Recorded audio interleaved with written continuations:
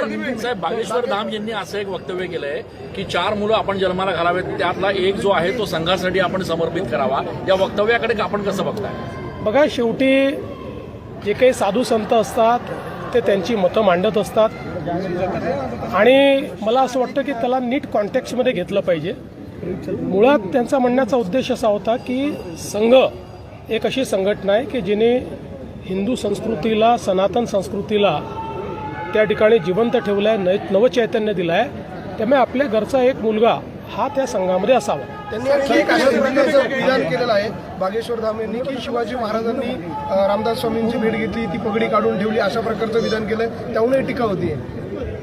इतिहासामध्ये अशा प्रकारचा कुठलाच दाखला आपल्याला पाहायला मिळत नाही.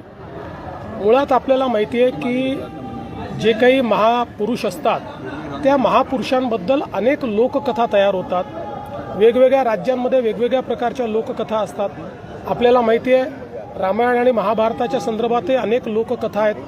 त्या सगळ्याच इतिहासावर किंवा त्या ठिकाणी परिस्थितीवर अवलंबून अशा पद्धतीच्या त्या ठिकाणी तयार होत असतात किंवा झालेल्या आहेत.